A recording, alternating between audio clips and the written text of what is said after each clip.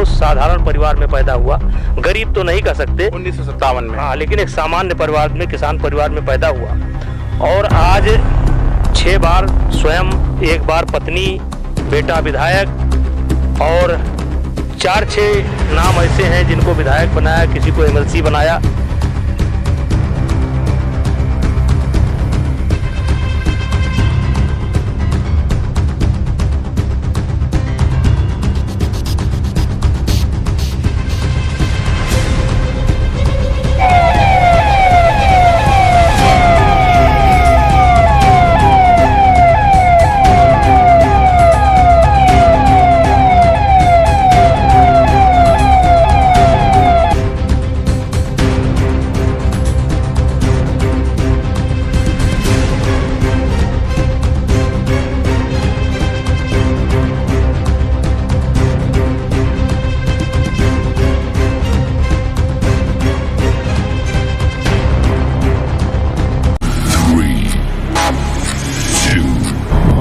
मैं हूं आपके साथ मोहम्मद ज़ैफ। लगातार चुनावी मुद्दे को लेकर हम जनता के बीच में जा रहे हैं, सवाल पूछ रहे हैं, लेकिन इस वक्त हमारे खास मेहमान जो हैं वो कैसरगंज से सांसद बृजभूषण शरण सिंह हैं, जो आज ऐतिहासिक ओलंपिक जीत के बाद चर्चा का विषय बने हुए हैं। तो हमारे साथ सांसद जी मौजूद हैं। सांसद जी, सबसे पहले तो स्वागत है हमारे आपको चैनल में। आपका भी स्वागत है। सांसद जी, सबसे पहले कल्याण सिंह के डेथ के बारे में क्या कहना चाहेंगे? देखिए, कल्याण सिंह जी का निधन हुआ और आज उनके गांव में अंतिम संस्कार हो रहा है।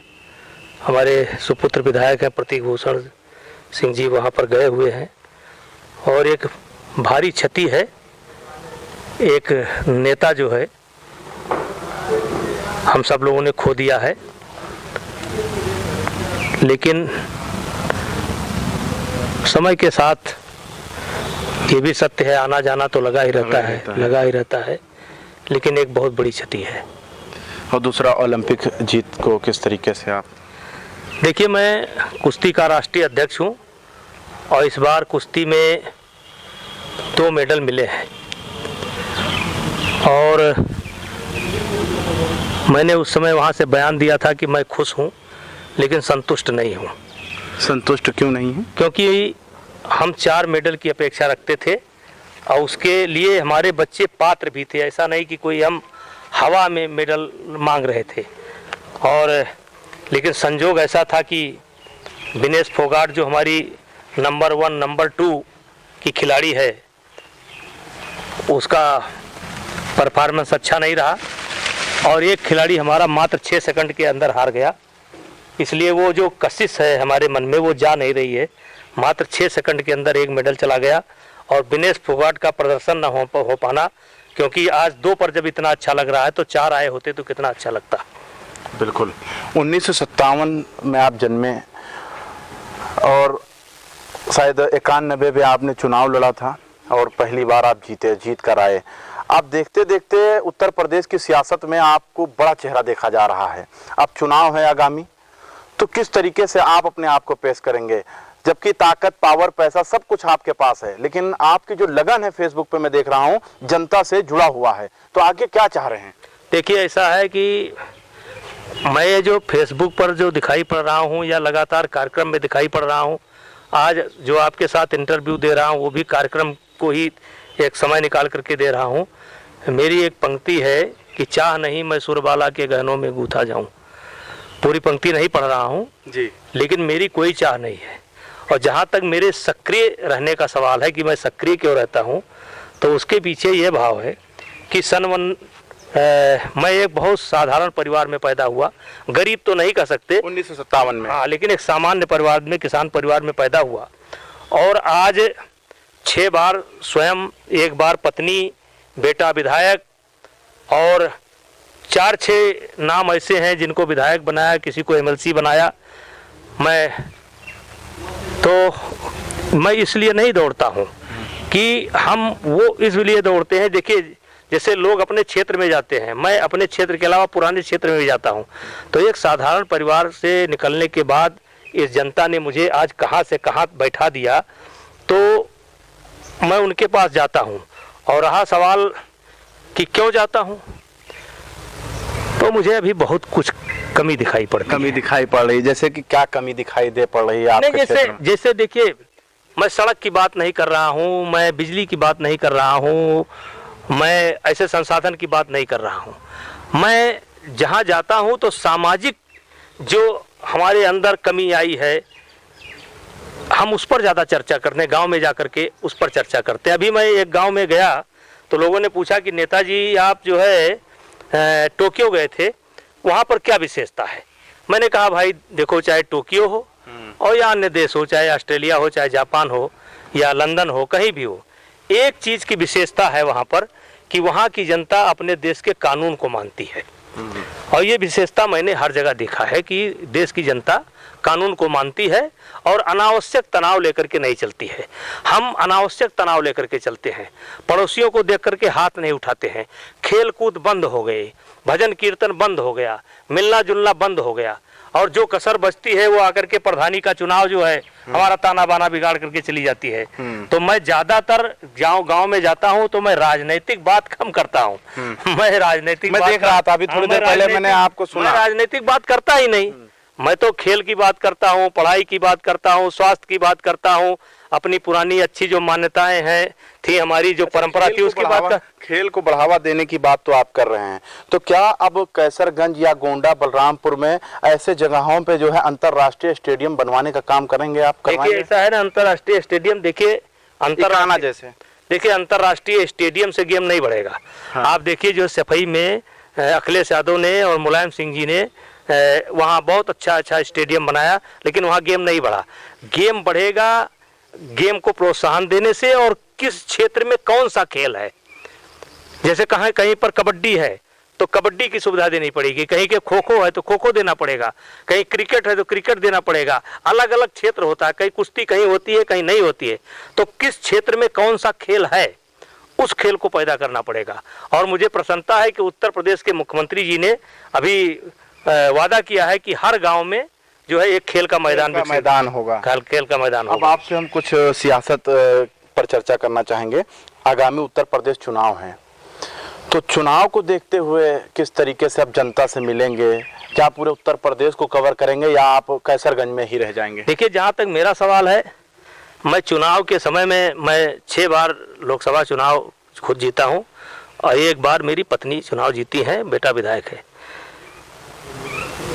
और मैं कभी शाम 6 बजे के बाद चुनाव प्रचार नहीं किया, कभी नहीं किया। कभी नहीं। हाँ, ये तो मैं कभी शाम 6 बजे की बात मैंने चुनाव प्रचार नहीं किया।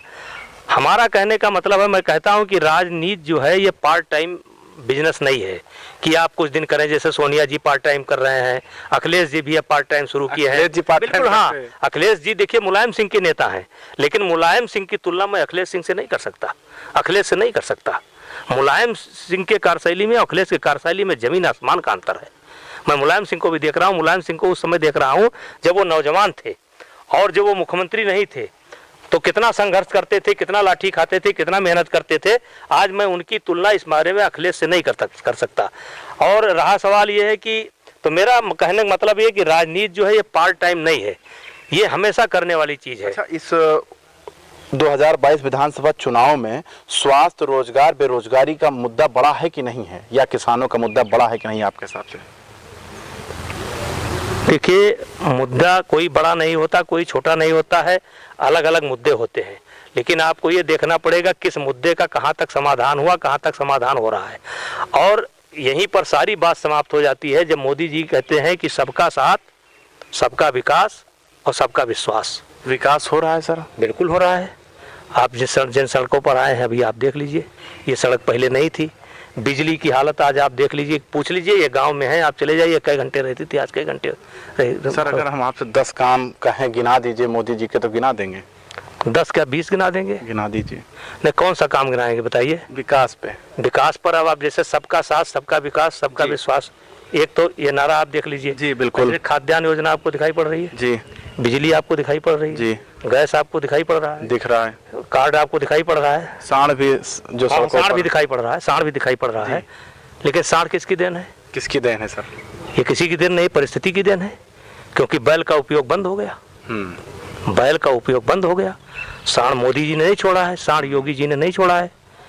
ये परिस्थितियां थी, बैल का प्रयोग होता था। पहले कहते थे गौधन गजधन बाज धन और रतन धन खान, ये हमारा धन था। लेकिन आज जब ट्रैक्टर आ गया, मशीनरी युग आ गया, वो निष्प्रयोज हो गया, तो उसी कारण ये दिक्कत दिखाई पड़ रही। लेकिन उसके विषय में भी अब जैसे एक सीमन बनाई गई है और बनाने का प्रयास चल रहा है, उसको पहुंचाने का प्रयास चल रहा है कि गाय जो है केवल बछिया पैदा करें, उस पर सरकार रिसर्च कर रही, काम कर रही। सीमन आ भी गया है, लेकिन थोड़ा महंगा है और 90% तक उसका असर भी है, लेकिन अभी महंगा है। लेकिन देखिए कुछ गिरावट भी आई है, कुछ गिरावट आई है कि पहले बछड़ा छोड़ते थे, सांड छोड़ते थे, लेकिन अब लोग गाय भी छोड़ दे रहे हैं। ज्यादातर देखिए लोग गाय छोड़ दे रहे हैं।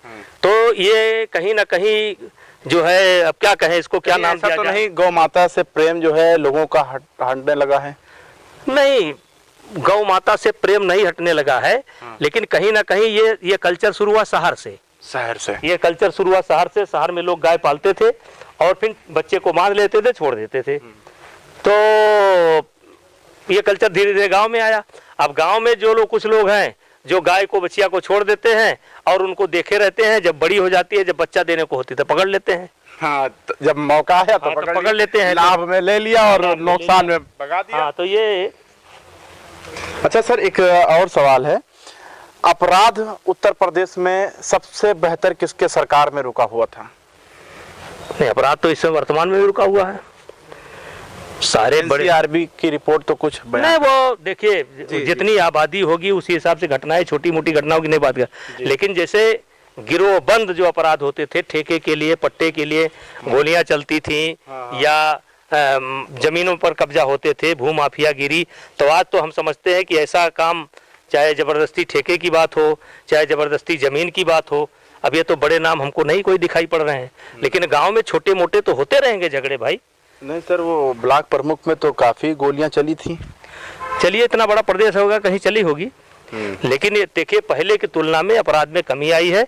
और अब अगर कोई अपराध कर रहा है तो वो नए बच्चे हो सकता कर रहे हो, लेकिन कोई नामी गिरामी आदमी अपराध से सब दूर है, सब डर गए हैं, सब डरते हैं कि मेरा घर खोद डाला जाएगा। अच्छा, अखिलेश जी को 10 में से कितना % आप देना चाहेंगे विकास में? देखिए, विकास में जी ठीक था, उनका काम ठीक था। और योगी जी को? इनका काम भी ठीक है। परसेंटेज कितना देंगे दोनों लोगों को? परसेंटेज योगी जी का ज्यादा है। योगी जी का ज्यादा? बिल्कुल ज्यादा है।